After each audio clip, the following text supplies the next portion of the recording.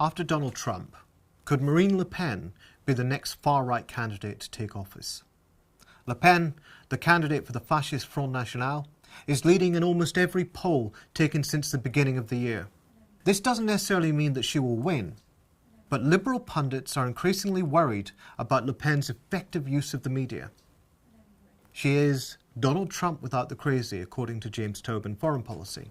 Moreover, the more conventional right-wing candidate of Les Républicains, François Fillon, is diving in the polls thanks to a nepotism scandal.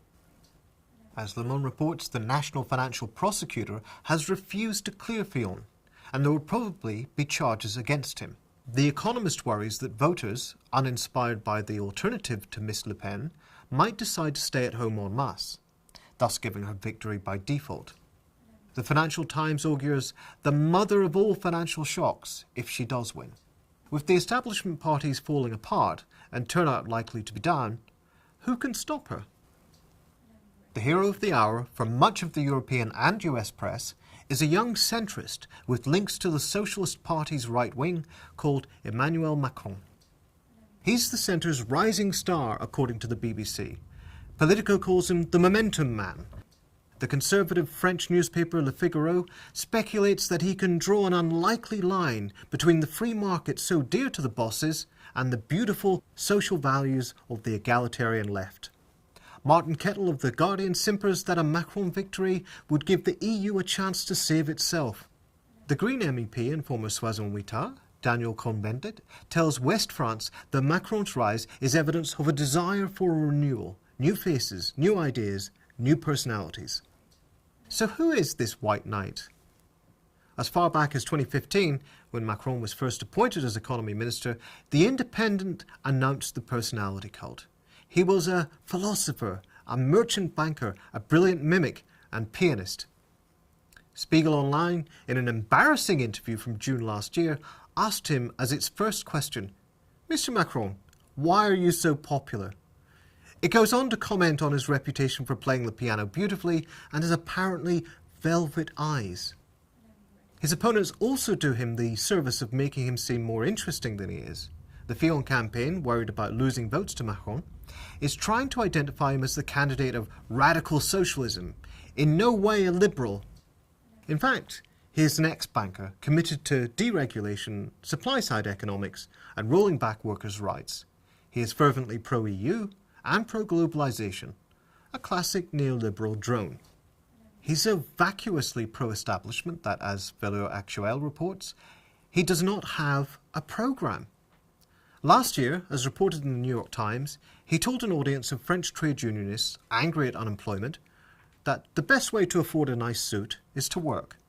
As the Times noted, to most people in France, this exchange says it all about the gap between Mr. Macron and the working classes. In his eyes, if you don't have a suit, it's because you don't work. Macron has tried to position himself as yet another progressive who is beyond left-right divisions, citing the history of French secularism as an achievement of both the left and the right. Thus, in an effort to reach out to French homophobes, Libération says, he has also criticised the humiliation of opponents of gay marriage. And not to alienate Islamophobes, he has expressed admiration for the novelist and politician Philippe de Villiers, whose movement Pour la France aims at ending what it calls Islamization. To be sure, he disagrees with this policy, but he told Le Nouvel Observateur, "I admire the cultural entrepreneur." But Macron's supposed allure seems to be losing its sheen, as Paris Match reports that the French media's favourite candidate is slipping, his vote very precarious. As the left Republican magazine Marianne argues, the Macron phenomenon has been a huge media bubble. It could be the end for Macron. The French media is doing everything it can to represent the race as primarily one between the centre and the far right. Comfortable terrain for them. As Libération reports, during a crucial weekend in February, when 4 major presidential campaigns held mass public meetings, only 2 of these 4 candidates saw their meetings broadcast live and in full by the 4 news channels, BFM TV, ITV, France Info and LCI. Which? Marine Le Pen and Emmanuel Macron. The other 2, Jean-Luc Mélenchon and Benoît Hamon, had to be satisfied with the crumbs. This, the left-wing newspaper averred, demonstrated the phenomenon of the media candidate, Macron. In fact, the crowds drawn to Mélenchon's ignored meetings are often much bigger than those of his rivals, which are broadcast live. Indeed, the wire service Agence France-Presse's coverage of the weekend's meetings exclusively covered Le Pen and Macron. This suits Marine Le Pen's fascists well. As Politico explains, while front officials avoid print journalists where they can't control what will be printed, they enjoy almost daily appearances on broadcast media, where Marine Le Pen can bulldoze journalists. This is extraordinary service to give the FN, given that their bouncers are notorious for threatening or roughing up journalists. The justification for this kind of treatment is that it exposes the far right. But as Sam Chris wrote for Vice, this is exactly what didn't work before. Giving slavish attention to Donald Trump didn't make him go away. If the media's saviour, Macron, cannot defeat fascism, however, what about the left? The left vote is currently divided between the Socialist Party candidate, former Minister Benoît Hamon, and La France Insoumise candidate Jean-Luc Mélenchon. As Time magazine reported, Le Pen is expected to get 26% of the votes in the first round of the election in April, while Hamon and Mélenchon would respectively get 16% and 13%. The selection of Hamon to the left of the old leadership in supporting a reduced working week, a universal basic income, and debt relief for poor EU countries like Greece shocked the French establishment. But while Macron's breakthrough excited the press, Hamon incites only scorn. Of course, his predecessor, Hollande, the most unpopular president in French history, is bitter, telling Le Canard Enchaîné, Hamon is not serious. The New York Times agrees, dismissing Hamon as a utopian dreamer while gushing over Macron. The Guardian, describing him as the French Jeremy Corbyn, scoffs that the odds of him winning are about 30-1 and sneers that Hamon is a little vague about where the necessary hundreds of billions of euros will come from to fund his commitments.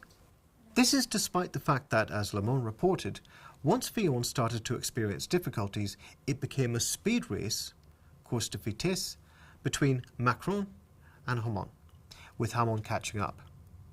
Much of the French media are waiting for the other shoe to drop. Le Figaro admits that the massive escape of socialist cadres and activists toward Macron has not yet happened, but insists the tension is palpable. There are claims that Hamon and Mélenchon will forge an electoral pact to defeat Le Pen. Le Point reports that Mélenchon demands guarantees on ending the austerity budget as the basis for cooperation, but these are tentative moves in a volatile situation. The volatility of French politics can hardly be overstated. The country has been under emergency law since November 2015, a law extended by Manuel Valls last November to, as The Independent quoted him, protect our democracy during the elections. Valls was no doubt looking to his own presidential run, but he was crushed by Hamon. A long-brewing, racist, securitarian consensus is reflected in French media coverage. The popular magazine, Le Point, attacked brazen Islam in schools and hospitals. Other popular and red-top magazines such as L'Express and Valeurs Actuelles are notorious for their Islam-baiting front pages. Television journalist Eric Zemmour was defended both by the left and the right in France after being sacked for saying that the country's 5 million Muslims should be deported to avert chaos and civil war. This furious political and media offensive has validated the obsessions of the fascist right. Marine Le Pen has been careful in this election to focus her ire on what she calls radical Islam or Islamism, calling, as Le Figaro reports, for the eradication of this barbaric ideology. Such terminological caution in naming the enemy amid a rancorously Islamophobic climate, even as Le Pen openly proposes anti-Semitic measures such as banning the yarmulke, leads some media to soft-pedal or whitewash what Marine Le Pen's party stands for. For example, this Telegraph piece cluelessly claims that this fascist organisation has moved from being a neoliberal club for churlish business owners to being a movement for the populist era under Marine Le Pen. Euphemisms like populist or nationalist are generally preferred. Likewise, the homophobia of the French establishment right can even give the fascists an alibi, as when the right-wing magazine The Spectator suggested that Le Pen was winning France's gay vote, claiming that the FN offers more to ambitious young gay political activists than the more mainstream parties. No doubt, if Le Pen were to win, the international media would declare itself in the resistance, as much of it has done in relation to Donald Trump. But there is something they will not understand. By doing their utmost to create a debate between a brutal yet vapid establishment centre and the far right, by maximising far-right coverage to that end, and by creating so much of the ideological ground for the fascists, they played a crucial role in empowering 21st century fascism.